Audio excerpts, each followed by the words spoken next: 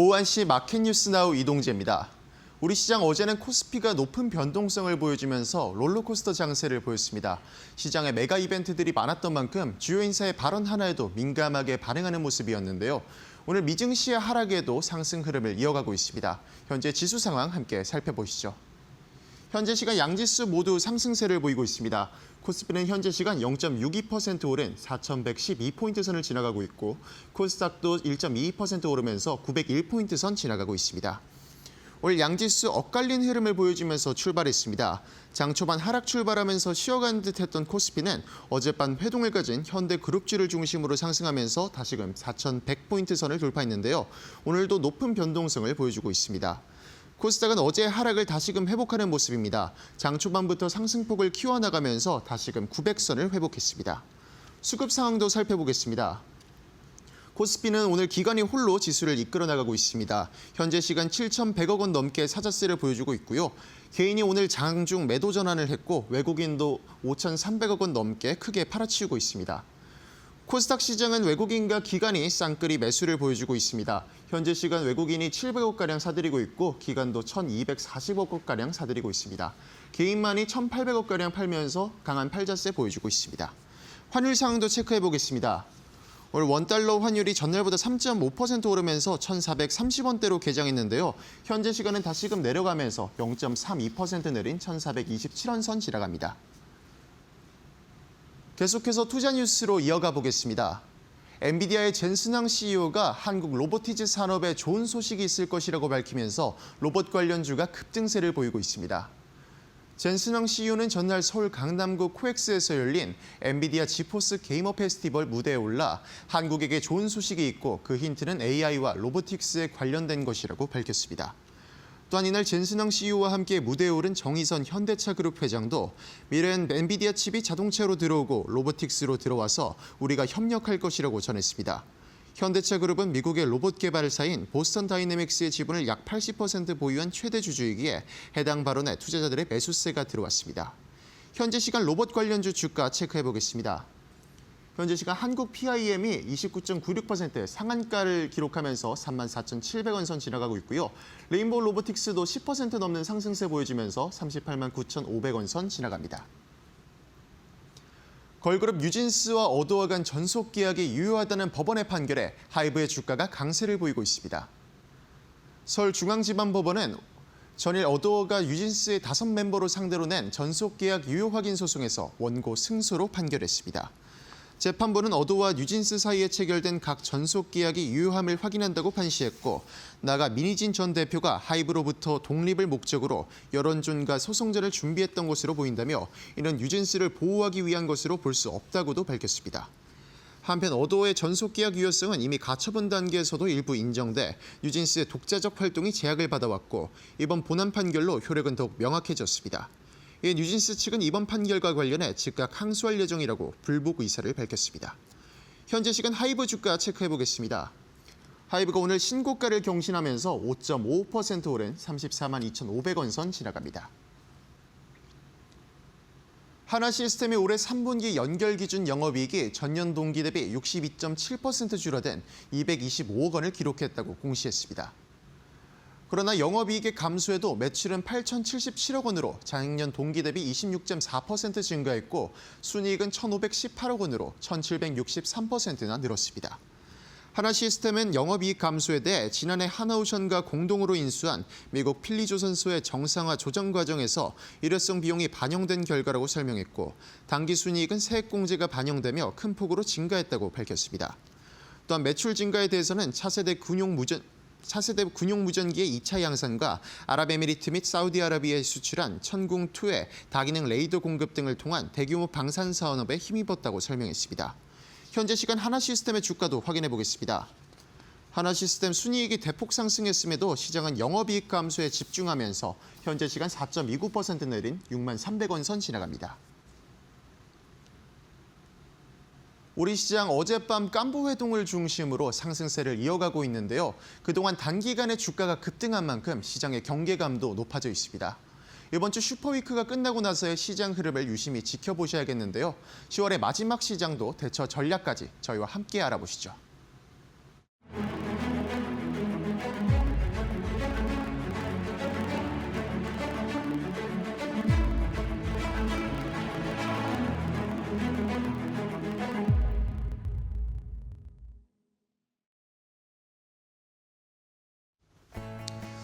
자, 옷장의 출발도 이데일리 TV와 함께 하시죠. 마켓나우 3부로 이어가도록 하겠습니다.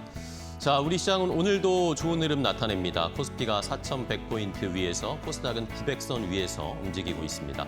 이번 주는 역시 에이펙에 집중할 수밖에 없었습니다. 이번 주에 초반에는 이제 트럼프 대통령이 방한을 했기 때문에 트럼프의 타이밍이었습니다. 트럼프 대통령과 관련된 뭐 조선이라든지 원전이라든지 뭐 관세 협상 타결 기대감에 현대차, 자동차 그룹주들이 올랐다면 이제 어제 오늘은 젠슨 왕 타이밍이었습니다. 젠슨 왕이 우리나라에 깜짝 선물을 줄 것이다. 또 어제 뭐 치킨을 같이 막 먹으면서 이재용 회장과 정의선 회장과의 회동을 통해서 자동차 한 번 더 가고 있고요.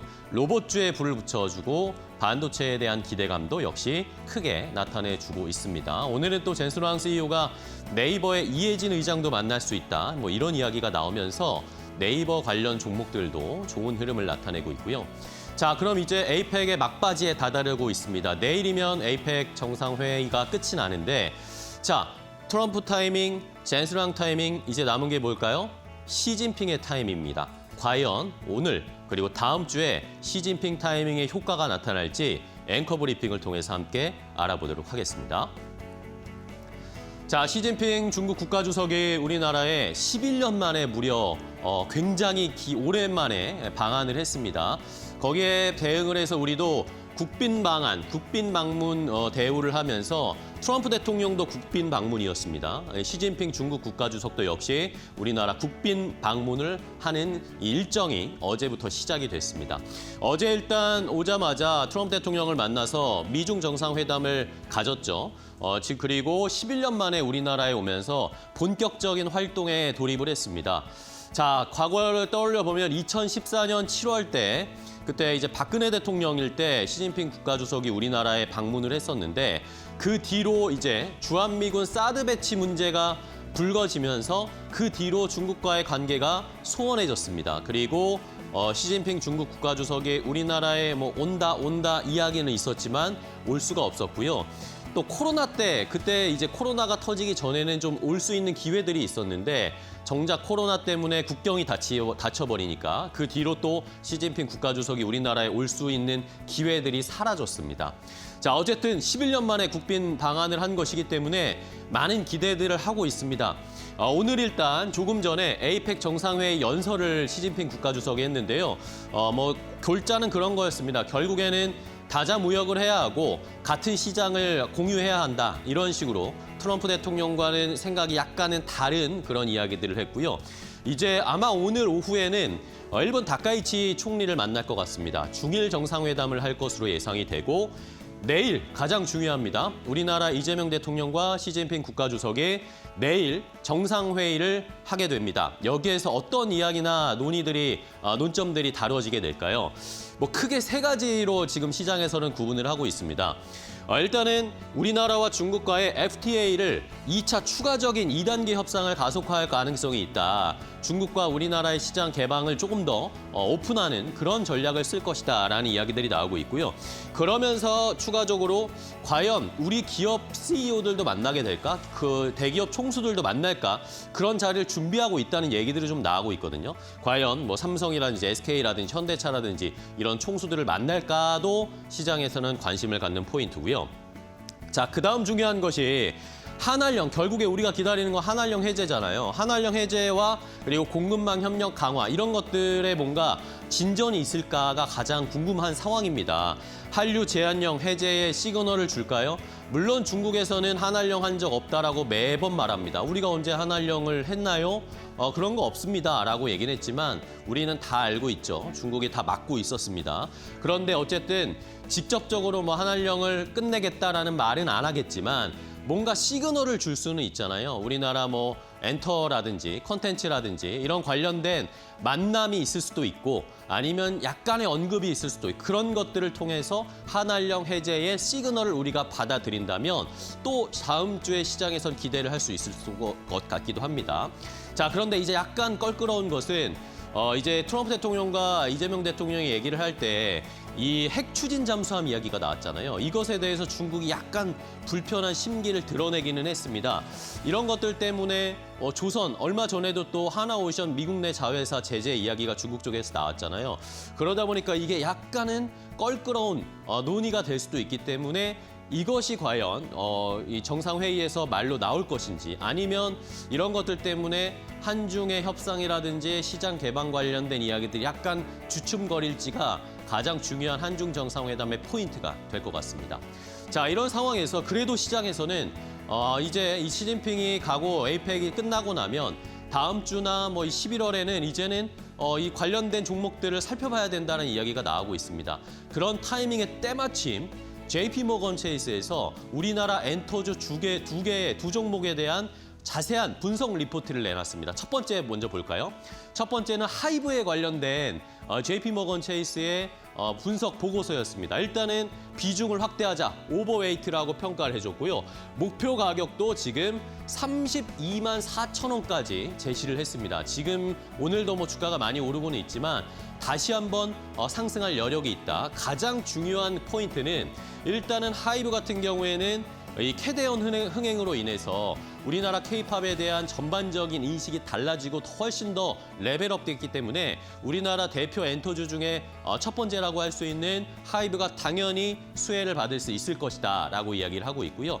여기에다가 BTS가 가장 중요하죠. BTS가 내년 3월에 아마 새로운 앨범을 발표하고 본격적인 글로벌 투어를 시작할 것으로 보입니다. 이러면서 시장에서는 지금 계산을 막 하고 있습니다. 내년에 BTS가 글로벌 투어를 한 60회에서 70회 사이 가까이 할 수 있을 것이다 라고 이야기가 나오고 있습니다. 그러면 단순히 한번 계산을 해보는 거죠. 70번 내년에 월드 투어를 한다 치고요. 그리고 전 세계의 이런 스터디움이나 공연장이 대략 5만 명 정도 들어온다고 생각해보는 겁니다. 그리고 이 1인당 티켓 가격이 한 50만 원 정도로 잡으면 이걸 단순 계산해서 곱하기만 해도 1조 7천억 원의 매출이 나온다라는 겁니다. 이걸 뭐 보수적으로 잡아도 어쨌든 1조는 넘어갈 것이다. 그런데 지금 하이브의 매출이 올해 2조가 조금 넘을 것 같습니다. 그러면 내년에 하이브가 실적에서 BTS 향의 실적이 매출만 해도 1조가 넘고 2조 가까이 될 것인데 그러면 그런 다른 그룹들이 조금만 선전을 해준다면 실적 개선이 눈에 띌 것이다. 그런 전망들을 하고 있습니다. 최근에 또 캐치아이가 미국 내에서 흥행하고 있고 다른 그룹들도 선전하고 있기 때문에 하이브의 목표 주가를 높여야 된다라고 JP모건이 얘기를 했습니다. 자, 다음 또 볼까요? 다음은 이 JYP입니다. JYP도 역시 JP모건이 딱 이 오버웨이트라고 이 투자 의견을 상향을 했고요. 목표 주가 역시 10만 원, 프라이스 타겟을 10만 원으로 잡았습니다. 일단은 트와이스가 역시 캐대언의 수혜를 볼 것이다. 캐대언 OST에 단독으로 참여한 우리나라 걸그룹은 트와이스밖에 없었습니다. 이것도 역시 화제가 될 수 있을 것이고 스트레이키즈도 역시 앞으로 공연이 점점점 늘어나면서 티켓도 많이 팔리고 흥행을 많이 할 것이다라는 기대감을 갖고 있습니다. 그리고 JYP 같은 경우에는 특히 지금 가격이 굉장히 매력적이다라고 이야기를 했습니다. 2027년 목표 PER 한 20배 정도로 잡았고요. 현재 주가 기준으로 해도 PER 내년에 한 17배, 16배, 17배 정도밖에 되지 않을 거다라고 평가를 하면서 비교를 대상으로 YG 엔터테인먼트보다 지금 가격이 30% 정도 할인되어 있기 때문에 지금 JYP는 특히 매력적인 가격대에 있다라고 이야기를 했습니다. 자, JP모건이 어떻게 보면 이렇게 때마침 하이브와 JP모건이 또 이 JYP에 대한 리포트를 발간을 했는데요. 과연 시진핑 국가주석 이제 내일 정상회담을 하고 떠나게 될 텐데 에이펙이 끝나고 나면 시진핑 타이밍이 오면서 엔터나 콘텐츠나 아니면 중국 관련 소비주들이 올라갈 수 있을지 미리미리 대비해 보시면서 투자 전략 세워보시기 바랍니다. 앵커 브리핑이었습니다.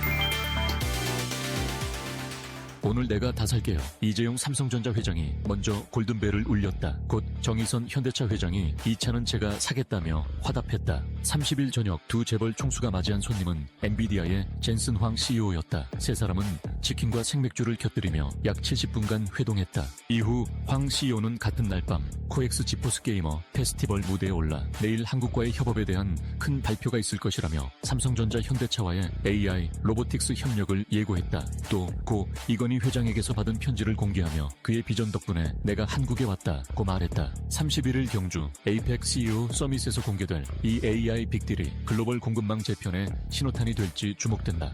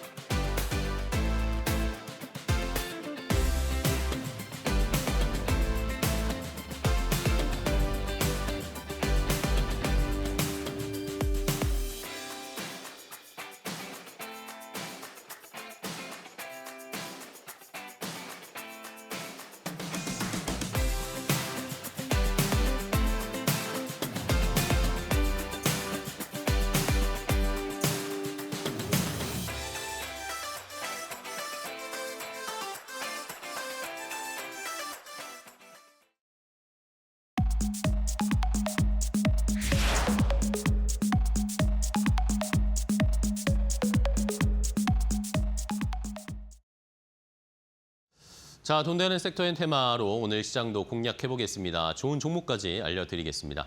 자, 오늘 돈 되는 섹터의 테마는 P&J 독립리서치 P&J의 손창현 팀장과 함께하겠습니다. 팀장님 안녕하세요. 네, 안녕하십니까. 네, 반갑습니다. 네. 자, 팀장님은 또 오늘 시장 어떤 업종이나 테마를 보고 있을까요? 돈 되는 섹터의 테마 첫 번째 손창현 팀장의 선택부터 확인해 보겠습니다.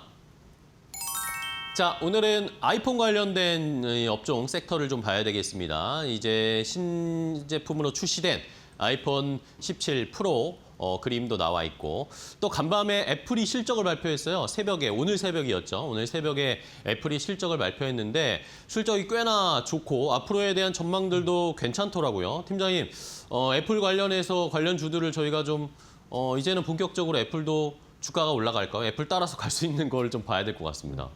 제가 봤을 때는 이제는 봐야 되지 않을까 보고 네, 있습니다. 그러니까요. 뭐 52주 신고가를 갱신을 했는데 이게 뭐 실적이 상당히 좀 좋게 나왔다라는 것도 있지만 이제는 기다릴 만큼 수요를 이제 교체를 하려고 준비를 했었던 그런 수요가 상당히 좀 터지고 있다라고 생각을 할 수 있을 것 같아요. 그래서 흥행 성공 요인을 제가 뭐 생각을 해보면 첫 번째는 일단 뭐 기다리다 지친 유저들이 그만큼 많았다라고 보고 있고요. 그리고 두 번째는 이제 그 스펙이 좋아졌는데 가격이 동결이 됐습니다. 그렇기 때문에 뭐 상당히 뭐 16을 살려고 준비했었던 분들은 당연히 이제 17을 살려고 준비를 할 거라고 보고 있고요. 그런 점에서 수요가 상당히 커졌고 그렇기 때문에 4분기 실적이 상당히 좋게 나왔다. 예상 컨센보다도 좋게 나왔다라고 좀 보고 있습니다. 그리고 이제 미중 관세 협상 관련된 부분이 계속 이제 확대가 된다라고 하면 이 애플 관련주들은 좀 약세 흐름을 보일 가능성이 높거든요. 왜 그러냐면 이 중국의 대부분의 애플이 생산할 수 있는 공장이 있기 때문이다라고 보고 있습니다. 하지만 이 관세 관련된 부분의 리스크가 어느 정도 잠잠해질 가능성이 높기 때문에 그런 점에서 일단은 뭐 추가적인 악재가 좀 제한적일 것이다라고 좀 보고 있어서 중국에 대한 공장을 이제 미국 쪽이나 다른 쪽에 얼마나 빨리 이제 생산 공장을 만드는지도 관건일 것 같다라고 좀 봐야 될 것 같고요. 그리고 내년에 드디어 시리 관련된 AI에 대한 업그레이드가 진행이 될 것 같다. 그래서 챗 GPT를 통해서 본격적으로 인공지능, 인텔리전스 관련된 부분을 업그레이드를 해서 탑재를 할 가능성이 높을 것 같습니다. 그렇기 때문에 거기에 대한 기대감도 일단 이번 폰을 사려고 하는 사람들에 대한 수요가 확대됐다라고 좀 볼 수가 있을 것 같고 거기에 이 스마트 글래스라든지 비전 프로 그리고 폴더블 폰까지 다양한 스마트 기기들이 이제 본격적으로 출시를 내년에 준비를 하고 있기 때문에 그런 것만 보더라도 이제 이 본업인 스마트폰에 대한 수요가 어느 정도 돌아섰다라고 하는 거는 좀 의미 있게 보셔야 될 필요가 있지 않을까라고 정리를 좀 해봐야 될 것 같습니다. 네, 좋습니다. 자, 일단은 아이폰, 애플 주가가 최근에 야금야금 계속 올라가고 있어요. 급등이 나오진 않는데 계속해서 지금 고가를 형성하고 있는 애플의 분위기 자체도 좋고 실적도 좋고 또 내년에는 폴더블 폰, 아이폰 18 시리즈의 폴더블 출시도 기다리고 있잖아요. 이러면서 오늘 우리 시장에서도 뭐 LG 이노텍이라든지 관련된 종목들이 좀 움직이고 있습니다. 자, 그러면 애플 관련해서 어떤 종목을 더 살펴봐야 될까요? 일단 뭐 첫 번째 종목은 역시 이제 카메라 쪽을 좀 보셔야 될 필요가 있다. 이제 뭐 LG노텍은 뭐 소개를 많이 해드린 것 같기 때문에 뭐 첫 번째 종목은 자화전자라고 하는 회사입니다.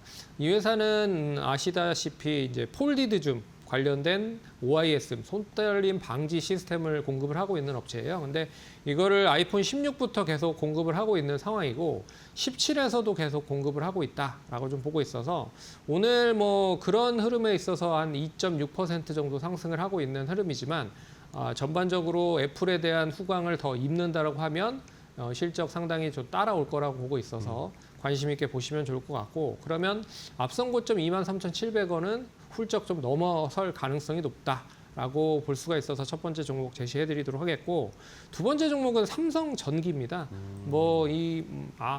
삼성전기는 이제 MLCC를 아이폰 쪽에 대부분 모델에 이제 공급을 한다라고 생각을 하시면 될 것 같아요. 근데 이 MLCC 시장 자체가 예전에는 별로 좋지 않았습니다. 폰에 대한 부분들이 결국에는 따라와야 돼야 하기 때문이었다라고 볼 수가 있는데 이게 이제 스마트폰 시장이 좋아지고 거기에 이제 서버 시장에 대한 MLCC와 그리고 데이터 센터 쪽에 대한 그 FC BGA 쪽에 대한 기판도 최근에는 좀 많이 들어가기 시작을 하고 있어요. 그렇기 때문에 수익성 자체가 상당히 좀 높아지고 있고 계속 증가가 되고 있다라는 점으로 봤을 때도 좀 단기보다 중장기적인 관점으로 좀 계속 지켜보셔야 될 것 같다라고 말씀을 드릴 수 있을 것 같기 때문에 뭐 자화전자, 삼성전기 관심 있게 보시면 좋겠다라고 정리해 보도록 하겠습니다. 네, 좋습니다. 자, 자화전자와 삼성전기, 뭐 LG 이노텍도 뭐 최근에 주가가 꽤나 많이 올라온 상황이니까 이런 종목들 공략을 해보고 일단은 관심 종목에 좀 넣어둬야겠고요. 그러면 팀장님이 생각하는 이 아이폰 밸류체인의 탑픽 종목으로는 뭘 고르셨어요? LG 디스플레이를. LG 디스플레이요? 이전은 좀 봐야 되지 않을까. 예. 그렇게 근데 말씀을 LG 디스플레이도 최근에 주가가 꽤 올라왔습니다. 꽤 올라왔는데 이게 제가 봤을 때 이제 기저에 대한 효과일 가능성이 높을 것 같고 아직 실적에 대한 턴어라운드가 완벽하게 되지 않았다. 그러면 실적 회복이 본격화된다라고 하면 다시 좀 재평가를 받을 가능성이 높다라고 보고 있기 때문에 LG 디스플레이 뭐 한 3가지 정도로 투자 포인트를 보면 일단 이제 BOE에 대한 애플 불량 관련된 물량이 계속 이어지고 있기 때문에 이 부분이 이제 LG 디스플레이나 삼성 디스플레이 쪽으로 전이되고 있다. 그래서 언론을 통해서 많이 보실 수 있을 거예요. 애플에 대한 그런 OLED 패널 쪽에 대한 시장 점유율이 우리나라 기업이 98%에서 99%까지 높아졌다라고 하는 부분도 이유다라고 생각을 하시면 될 것 같고 그리고 이제 LCD 사업을 접었습니다. 그래서 가장 적자 폭이 컸었던 쪽이 LCD TV 쪽이었다라고 좀 보고 있는데 이쪽 사업을 접고 이제 OLED에 집중을 하겠다라는 뜻으로 해석을 할 수가 있어서 OLED 쪽에 집중을 하고 있다라는 것도 좀 눈여겨 보셔야 될 것 같고요. 마지막으로는 실적 턴어라운드에 대한 부분인데 이게 이제 연간 흑자 전환까지도 올해 좀 기대를 해볼 수 있지 않을까라고 보고 있어요. 원래는 분기식 흑자 전환 정도밖에 되지 않았지만 연간 흑자는 별로 된 적이 별로 없었거든요. 그런 점에서 이번에 연간 흑자로 좀 전환된다고 하면 이 시점을 바탕으로 내년까지도 계속 흑자 전환세가 이어질 가능성이 높지 않겠느냐라고 보고 있어서 오늘 14,560원 정도 뭐 가격선이지만 14,500원까지 분할적으로 접근하셔도 충분히 가능하다라고 말씀을 드릴 수 있을 것 같고 뭐 1차 목표가는 제가 봤을 때는 15,750원 여기 구간은 좀 충분히 고점을 갱신할 수 있을 것 같아요. 그런 점에서 17,000원 정도 보시면 좋을 것 같고 손절가는 13,400원 제시해 드릴 테니까 참고하시면 좋을 것 같습니다. 네, 알겠습니다. 자, 아이폰, 애플 관련된 밸류체인에서 LG 디스플레이를 좀 보자. 이제 애플에서도 중국의 OLED를 쓰는 것을 이제 지양하고 있죠. 피하고 있습니다. 이런 것들의 반사수에 실적에 그러면 자연스럽게 개선이 될 것이고 실적 턴어라운드, 흑자 전환 이런 것들을 기대해 보면서 LG 디스플레이 그동안 매우 힘든 종목이었지만 앞으로 추가적인 상승 함께 기대해 보도록 하겠습니다. 첫 번째 함께 확인해 봤고요. 자, 이번에는 두 번째 손창희 팀장이 고른 돈 되는 섹터 엔테면 어떤 곳일지 함께 확인해 보시죠. 자, 역시 아까도 저도 말씀드렸지만 한중 정상회담이 이제 내일 열립니다. 그러면 여기에 따른 분명히 수혜주들을 저희가 미리 찾아놔야 될 텐데, 자, 팀장님 어떤 쪽을 저희가 수혜주로 봐야 될까요? 일단 뭐 내일 이제 그 한중 정상회담이 있을 것 같아요. 근데 어떠한 뭐 교류나 협력을 할 건지 그리고 이슈가 될 건지에 대한 그러니까요. 이야기를 좀 나눠볼 필요가 있을 것 같은데 앞에서 앵커님께서 얘기해 주신 것처럼 이제 FTA 1단계가 어느 정도 통과가 됐기 때문에 이게 1단계는 대부분 상품으로 이루어졌다라고 생각을 할 수가 있습니다. 근데 2단계에서는 이게 서비스로 확대될 수 있다라는 기대감이 있는 거죠. 그런 점에서 서비스면 뭐 다 아시겠죠. 문화 콘텐츠 관련된 부분에 있어서의 일단 역량을 좀 높일 가능성도 높지 않겠느냐라고 봐야 되는 거죠. 그래서 결과적으로 이 문화 콘텐츠가 어떻게 보면 무형자산이잖아요. 그렇기 때문에 뭐 엔터라든지 뭐 드라마 제작이라든지 그리고 영화 제작 그리고 게임이라든지 뭐 이런 관련된 종목들이 수혜를 받을 가능성이 상당히 높아지는 게 아닌가라고 생각을 해볼 수 있을 것 같아요. 그런 점에서 일단 뭐 하나령 해제까지 뭐 본격적으로 해소가 된다라고 보면 조금 우리나라 기업 입장에서는 상당히 좀 수혜가 될 가능성이 높지 않겠느냐라고 좀 보고 있어서 일단 내일 어떤 이야기가 나올 수 있을지 모르겠지만 악재보다는 호재성 기사로 반응이 될 가능성이 높다라고 좀 보고 있고요. 그런 점에서 일단 미리 좀 관심을 가져놓을 필요가 있을 것 같아서 일단 좀 대표적인 섹터의 대표적인 종목을 가져왔다라고 생각을 하시면 될 것 같습니다. 네, 좋습니다. 자, 결국에는 지금 뭐 물론 트럼프 대통령과의 회담 또 젠스랑이 와서 우리에게 좋은 선물을 주는 것들 현재까지는 거의 이제 에이펙 막바지에 다다랐는데 분위기는 지금 잘 만들어지고 있거든요. 좋은 상황인데 마지막에 이제 중국 쪽에서만 또 좋은 이야기가 나오면 더할 나위 없이 좋을 것 같긴 한데 말입니다. 내일 지켜봐야 되겠죠. 자, 그럼 관련해서 종목을 미리미리 좀 대비를 해볼까요? 어떤 종목 골라볼까요? 첫 번째 종목은 이제 디어유라고 하는 회사예요. 뭐 이 회사는 이제 팬덤 플랫폼, 뭐 1대1 매칭을 통해서 이제 내가 이제 사랑하고 있는 연예인들의 일단 메시지를 보낼 수 있는 거를 이제 유료화한 그런 부분이라고 생각을 하시면 됩니다. 그래서 이 버블이라고 하는 그런 서비스를 진행을 하고 있는데 이 서비스를 일단은 중국 쪽에도 진출을 해놓은 상황이에요. 그래서 QQ 뮤직을 통해서 연계 사업을 좀 진행을 하고 있고 거기에 이제 엔터테이너들을 다양하게 또 이 디어유 쪽에서 입점을 진행을 하고 있다라고 좀 보고 있어서 다행히 그러면 이제 중국에서의 엔터 관련된 사업과의 연계성이 본격화된다라고 하면 상당히 좀 시너지 효과가 높을 가능성이 높다라고 좀 보는 게 첫 번째고 그리고 이 뭐 단기적으로 좀 많이 주가가 하락을 했습니다. 그렇기 때문에 가격적인 매력도 어느 정도 존재하고 있다라는 점을 감안해 보면 뭐 일단 어떻게 이 부분이 조금 더 빠르게 수익성으로 연계가 될 수 있을지 모르겠지만 그래도 우리나라나 다른 나라들을 보면 안정적으로 이 수익이 어느 정도 진행이 되고 있는 상황이거든요. 그래서 중국 시장도 이 어느 정도 궤도 안에 좀 들어온다라고 보면 다시 한번 좀 재평가를 받을 가능성이 높다라고 보고 있어서 첫 번째 종목은 디어유 한번 관심 있게 보면 좋을 것 같고요. 두 번째 종목은 스튜디오 드래곤입니다. 스튜디오 드래곤은 이 우리나라 이제 드라마를 엄청나게 많이 만들고 있는 기업 중에 하나죠. 이제 CJ ENM 쪽에 속해 있는 기업이고요. 일단은 이제 중국 해외 드라마의 할당량 완화가 지속이 되고 있기 때문에 우리나라에 대한 그 드라마가 중국에 방영될 확률이 높아지고 있다. 그러면 당연히 어떤 드라마가 많이 중국에 방영이 될 거냐라고 보면 결국엔 드라마를 많이 만드는 기업의 드라마가 방영이 될 가능성이 높죠. 그런 점에서 스튜디오 드래곤은 우리나라에서 대표적으로 드라마를 상당히 좀 많이 만드는 기업 중에 하나입니다. 그런 점에서 관심 있게 보셔야 될 것 같고 그리고 원래는 월화 그리고 토일 이렇게 드라마를 좀 편성을 해서 구성을 했었거든요. 근데 올해 연말에 수목 드라마가 다시 부활을 합니다. 그렇기 때문에 이 수목 드라마가 다시 부활을 하면 동사 입장에서는 당연히 드라마를 많이 만들기 때문에 관련된 그 광고라든지 그리고 제작 관련된 수익성도 같이 따라올 가능성이 높다라고 좀 보고 있어서 관심 있게 보시면 좋지 않을까라고 해서 스튜디오 드래곤도 좀 관심 있게 보자라는 의미로 좀 가져왔습니다. 네, 좋습니다. 자, 스튜디오 드래곤까지. 스튜디오 드래곤은 주가도 또 워낙 많이 낮아져 있는 상태이고, 앞으로의 제작 편수가 더 늘어날 수 있는 여건들, 이런 것들을 통해서 실적도 개선될 수 있고, 최근에 폭불의 셰프 이런 것들도 다시 흥행을 많이 받고 있는 상황이니까 컨텐츠, 드라마 이쪽도 잘 살펴보도록 하겠습니다. 자, 그럼 마지막으로 그래도 오늘 한중 정상회담 이제 내일 마치게 되면 그 다음에 우리가 봐야 할 탑픽 종목으로 또 보고 계신 게 궁금합니다. 탑픽 종목은 앵커님과 이제 동일한 하이브를 좀 봐야 되지 않을까. 하이브입니까? 저도 예. 하이브를 봐야 되지 않을까 보고 있습니다.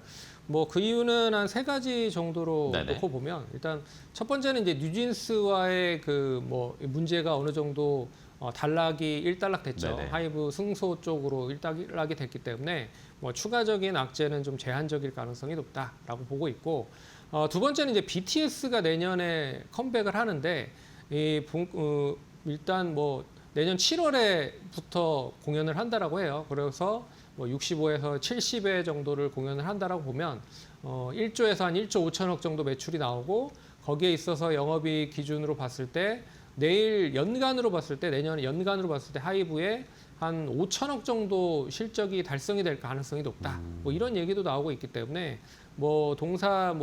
작년 실적만 해도 2천억 정도 수준밖에 되지 않았는데 내년에 5천억 정도가 달성이 된다라고 보면 지금 가격의 이제 2배 정도를 평가를 해놓을 필요가 있다라고 좀 보고 있는 거죠. 그런 점에서 미리 주가가 먼저 선반영하는 게 아닌가라고 생각을 할 수 있을 것 같고 그런 점에서 일단 주가가 먼저 반영을 하고 있다라고 생각을 하고 있지만 제가 봤을 때는 중국에서 어떠한 이제 한한령 해제가 본격화된다라고 하면 가장 큰 수혜를 받은 쪽이 역시 공연을 할 수 있는 엔터 기획사라고 좀 보고 있어요. 그런 점에서 이 YG 엔터테인먼트의 블랙핑크와 이쪽은 이제 걸그룹 쪽이죠. 이제 보이그룹 쪽에서는 BTS가 될 확률이 상당히 높다라고 하는 점에서도 이 한한령 해제에 대한 수혜가 본격적으로 중국 쪽에 공연이 진행이 된다라고 하면 내년에 65회가 아니라 한 80회, 90회까지도 가능할 수 있지 않을까. 그러면 실적은 더 커질 가능성이 높다는 거죠. 그런 점도 관심 있게 보시면 좋을 것 같다. 그래서 가격은 지금 34만 1,500원인데 5% 정도 상승을 했는데요. 한 33만 7, 8천 원까지 떨어질 때마다 매수를 하면 좋을 것 같고 1차 목표가는 한 38만 원 보시면 좋을 것 같고요. 손절가는 30만 8천 원 제시해 드릴 테니까 참고하시면 좋을 것 같습니다. 네, 알겠습니다. 자, 하이브 탑픽 종목으로 골라드렸습니다. 정말 시진핑의 타이밍이 올지 하이브 또 내년에 BTS가 컴백하는 것에 대한 기대감 생각하면서 투자해 보겠습니다. 오늘 손차인 팀장과 함께 했는데요. 팀장님 오늘 좋은 종목 소개해 주셔서 감사하고 다음 주에 또 뵙겠습니다. 고생 많으셨어요.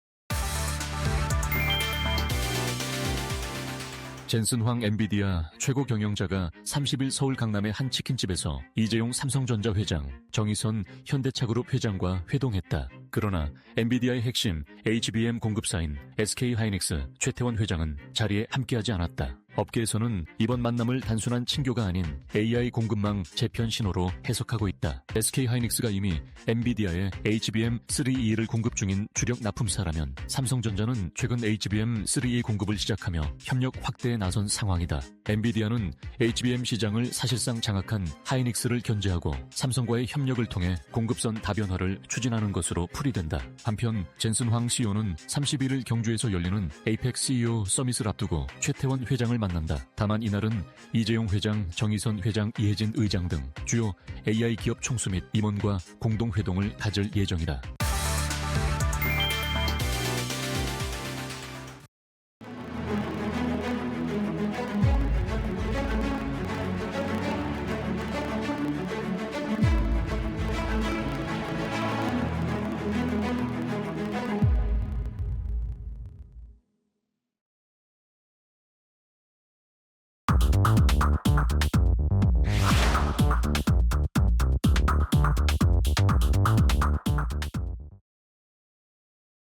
자, 마켓나우 3부와 함께하고 계십니다. 우리 시장은 코스피 여전히 4,100선 유지하고 있어요. 0.5% 가까이 상승세 나타내고 있고 코스닥이 어제 조금 더 많이 빠졌는데 오늘은 반등을 하면서 900선을 다시 유지하려고 하고 있습니다. 자, 여전히 경주에서는 에이펙 정상회담 열리고 있는 상황이고 에이펙에서 오늘 또 오전에는 시진핑 주석이 이야기를 했고 오후에는 이제 아마 3, 4시 정도일 것으로 예상되는 젠슨 황 CEO가 또 기조연설을 하기로 준비가 되어 있습니다. 여기에서 또 어떤 이야기들이 나올지 젠슨 황 CEO가 오늘 또 네이버나 SK, 삼성 이외에 또 대기업들의 총수들과 만난다는 계획도 있으니까 이런 것들도 뉴스는 저희가 나오는 대로 계속해서 좀 체크를 해드리도록 하겠습니다. 자, 그러면 오늘 시장 또 이제 함께 종목들 이야기 나누면서 시장 분위기 확인해 봐야 되겠죠. 오후장 종목 레이더 오늘도 이데일리 TV 소동구 전문위원과 함께하겠습니다. 위원님 안녕하세요. 네, 안녕하세요. 네, 반갑습니다. 자, 오늘은 또 어떤 종목을 서동구 위원님이 주목하고 계실까요? 오늘도 좋은 종목들 골라봤는데 첫 번째 종목부터 위원님의 선택을 확인해 보겠습니다. 자, 현대오토에버입니다. 어제 위원님도 보셨죠? 뉴스와 영상 많이 어제 난리였습니다. 그렇습니다. 삼성동 일대가 아주 들썩거렸다고 하는데 이러면서 젠슨 황 CEO가 지금까지 우리는 삼성전자나 SK 하이닉스와 협력하는 것들은 대략 미국에서도 만났고 네. 하면서 알고 있었는데 어제는 또 정의선 회장까지 오면서 그렇습니다. 현대차도 함께 여기에 올라타는 분위기가 됐어요. 현대차의 여러 가지 상징적 의미가 있죠. 네. 보스턴 다이내믹스 인수와 관련된 로봇이 있겠고, 그쵸. 그리고 또 결국은 엔비디아의 칩과 관련된 부분은 자율주행이라는 부분도 네, 또 맞아요. 연동이 되지 않겠습니까? 이러한 부분들 속에서 서로가 우리는 깐부다 해서 저는 깐부 치킨 원래 저도 이용을 합니다만은 깐부가 그러게요. 더 와닿는 그런 모습이었고 네. 발빠르신 분들은 오늘 시장에서 자율주행과 그리고 로봇 정도는 아마 어저께 애프터마켓 시장에서도 미리 선취매하지 않았을까 네네. 이런 생각도 듭니다. 굳이 또 현대오토에버를 제가 최애 종목 중에 하나입니다. 사실은 그러세요? 장기간에 걸쳐서 3, 4만 원대부터 제가 이 종목에 대해서 연구도 많이 했고 다른 그 본부에서도 이 현대오토에버를 집중적으로 말씀을 드렸던 네. 대표적인 종목인데 오늘 현대차 그룹 관련주들이 전체적으로 상승세를 보여주고 있음에도 불구하고 의미 있는 것은 바로 현대차 그룹에서의 자율주행과 관련된 핵심적인 종목이라는 게 바로 현대오토에버라는 거죠. 그래요? 거기에 또 하나 덧붙인다라면 오늘 현대차 그룹에서 가장 센 종목 중에 한 종목이 현대오토에버와 바로 현대글로비스가 있습니다. 맞아요. 이 두 종목의 공통점은 현대차 그룹과의 순환 출자고리 속에서의 지분이 아니라 정의선 회장이 개인적인 지분을 갖고 있는 종목이다라는 네네네. 거죠. 바로 현대오토에버도 7.3%의 정의선 회장 지분이 있는 그러한 부분이라는 것도 부각이 되면서 현대차 그룹의 자율주행과 관련된 모든 것을 총괄하고 앞으로 가고자 하는 방향에 있어서의 의미 있는 그런 행보를 현대오토에버가 계속 보여줄 가능성이 높지 않겠느냐 이런 측면으로 보면 좋을 것 같고 또 하나 이제 가장 큰 문제가 사실 정문구 회장님이 아직 돌아가진 않으셨어요. 않으셨어요. 그러한 측면에서 본다라면 어떠한 식으로든 이런 순환 출자고리를 상법 개정이 계속해서 가속화되면서 개정되고 있는 상황 속에서 거버넌스와 관련된 부분도 우리가 참고를 해야 된다. 그렇죠. 그런 측면에 현대오토에버도 다시 한번 부각되고 있는 게 아니냐 이렇게 볼 수 있는데 사실 15만 원에서부터 20만 원의 하단과 상단이 갇혀 있는 대표적인 종목 중에 한 종목입니다. 네네. 그런 측면에서 본다라면 이런 그 단기적인 모멘텀과 호재성 재료로 20만 원이 돌파되는 것이 아니라 앞으로는 이 15만 원이 이제 절대 깨져서는 안 되겠죠. 그리고 20만 원을 저항이 아니라 만약에 안착해 주는 흐름이 나타난다라면 다음 자리는 뭐 25만 원, 30만 원까지도 갈 수 있는 그러한 흐름으로 좀 여러분들이 중장기적인 관점에서 비중을 유지하고 오늘처럼 이렇게 뭐 20% 이상 급등할 때 쫓아가지 마시고 흔들릴 때 안 움직일 때는 상당히 지지부진한 주가의 움직임을 보여줍니다. 맞아요. 그래서 조금 발빠르게 대응하시는 분들은 아 이거 너무 지루하다 안 움직인다 팔고 나가는 그런 경우가 있는데 이러한 종목은 조금 더 끌고 나가는 그러한 전략으로 여유 있게 접근하면 좋겠다라고 말씀드리겠습니다. 네, 알겠습니다. 위원님 그러면 궁금한 게 추가적으로 듣다가 궁금한 게 그러면 결국에 현대차도 이제 이 관세의 부담을 털어냈잖아요. 어쨌든 동일한 상황이 그렇죠. 돼버렸고 그러면 이제 현대차 나오는 이야기 현대차 그룹도 말씀해주신 순환 출자 고리를 깨기 위해서 지배구조 개편 이야기들이 나올 가능성이 높아졌는데 네네. 그러면 현대오토에버도 그런 지배구조 개편의 수혜주로서 탑픽으로 봐도 될까요? 그렇죠. 다른 그렇게 종목들은 되고 또 뭐 결국은 보면 될까요? 현대모비스는 어떻게 보면 정몽고 회장의 과거의 지주회사의 개념이에요. 네네. 지금도 뭐 지주회사의 모습을 보여주고는 있습니다만은 그러한 측면에서 봤을 때 이제 현대모비스가 그 역할을 계속할지 아니면 현대오토에버 아니면 글로비스. 현대글로비스가 될지 이렇게 세 종목의 축을 보면서 여러분들이 접근하면은 거버넌스와 관련된 움직임에 있어서의 수혜를 볼 수 있지 않을까 이렇게 개인적으로 생각을 하고 있습니다. 알겠습니다. 자, 이렇게 현대차 지배구조 개편 관련된 것도 이제는 저희가 이제 준비를 해야 될 것 같아요. 그렇죠? 현대오토에버, 글로비스, 모비스 이 네. 세 가지를 좀 집중해서 살펴보도록 하겠습니다. 자, 첫 번째 종목 봤고요. 다음 두 번째 종목으로 바로 이어가겠습니다. 어떤 종목일까요? 공개하겠습니다. 자, 레인보우 로보틱스입니다. 뭐 현대차 그룹주들도 잘 가지만 오늘 또 삼성 그룹주, 아직 삼성 완전한 삼성 그룹주는 아니지만 뭐 이제 삼성 로보틱스라고 다들 생각하시잖아요. 삼성그룹주죠. 공식적으로 지난 연말을 기점으로 해서 삼성그룹의 자회사로 네. 편입이 됐으니까요. 그러한 측면에서 보면은 현재 사실 로봇 관련주들의 엄청난 순환 흐름들 속에서 네.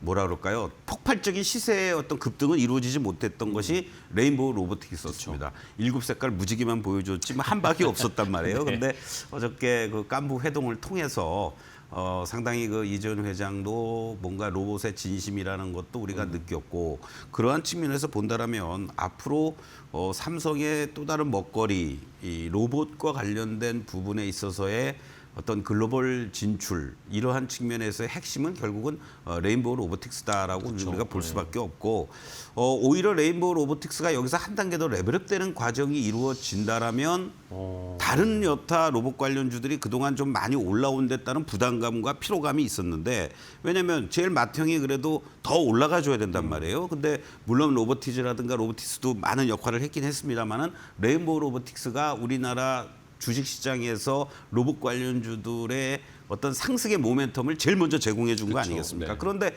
사실은 아직도 신고가 내지 못하고 이러한 모습을 보이고 있다는 거는 결국 이번 회동을 토대로 해서 무엇인가 추가 상승에 대한 기대감을 키울 수 있는 그런 계기가 되지 않았을까 이런 말씀을 좀 드릴 수 있겠고 또 무엇보다도 각각 로봇 관련주들이 움직였을 때는 하나의 어떤 모멘텀들을 갖고 있었습니다. 뭐 네네. 감속기 쪽이라든가 그쵸. 뭐 팔이라든가 그런데 레인보우 로보틱스는 어떻게 보면 종합 포탈이라고 볼 수도 있죠. 뭐 휴머노이드를 비롯해서 자율주행 쪽이라든가 협동이라든가 소프트웨어 개발이라든가 그런 측면에서 올해 진짜 빠르면 흑자 전환도 기대가 된다라는 얘기가 나오면서 사실은 제가 이 종목을 지난 9월 25일 날 공략을 해드렸었잖아요. 네네. 그때만 해도 충분히 여러분들이 매수할 수 있는 자리가 있었고 1차 목표가 38만 원을 제시해드렸었는데 오늘 넘었어요. 기준으로 본다라면 이미 돌파를 했고 뭐 30% 넘는 이러한 수익이지만은 저는 지금 자리에서 만약에 추가적인 상승 흐름이 더 이루어진다라면은 뭐 정고점 근처에 있는 자리들 또는 뭐 그 이상도 가능하지 않을까 이렇게 예상이 되면서 45만 원을 2차 목표가로 제시해 드릴 테니까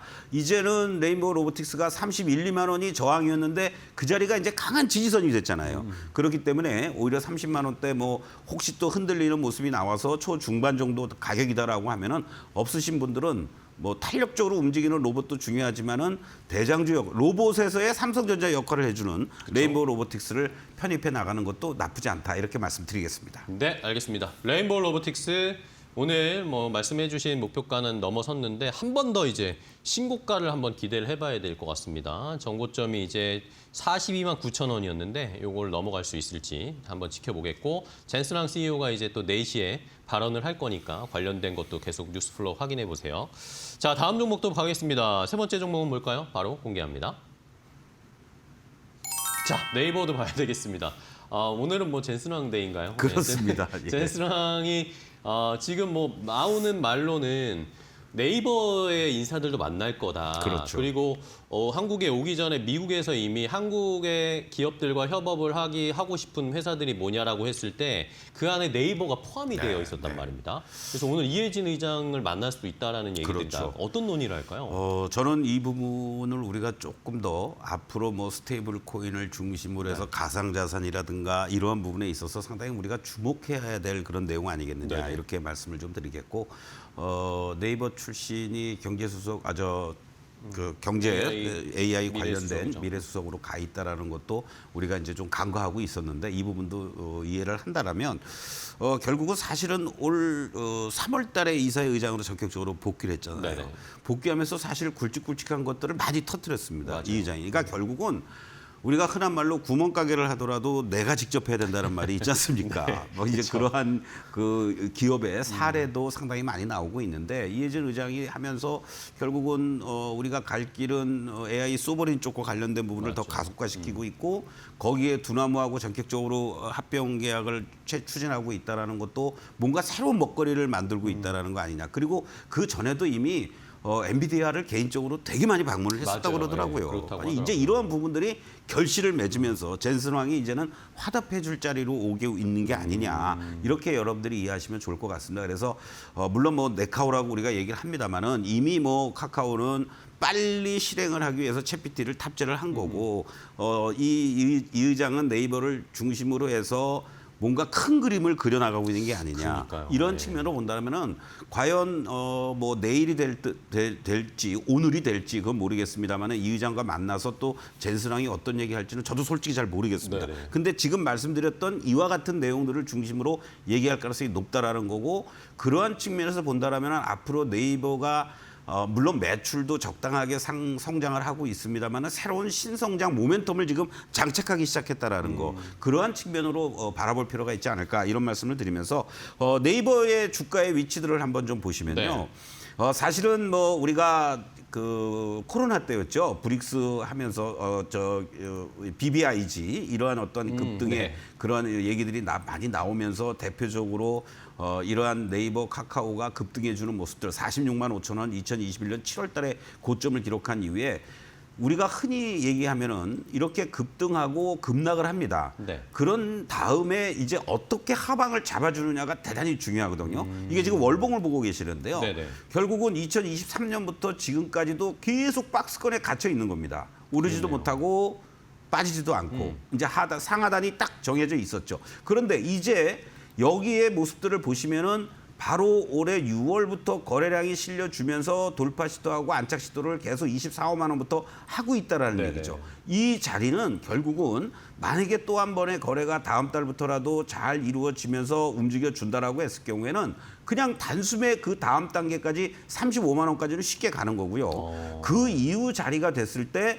다시 한 번의 이 고점의 자리들은 다시 또 넘어갈 가능성도 높지 않겠느냐. 이러한 측면으로 여러분들이 접근해 보시면 좋을 것 같고 단기적으로 실적이라든가 또 이러한 어떤 노이즈도 나올 수는 있겠지만 이것보다는 결과적으로는 두나무의 합병 그리고 또 정부에서도 가상자산 특별법과 관련된 재정이 이제 정기국에서 나온다라는 걸 감안하면 올 네. 11월부터 하반기까지의 상승의 모멘텀은 네이버가 갖고 있지 않을까.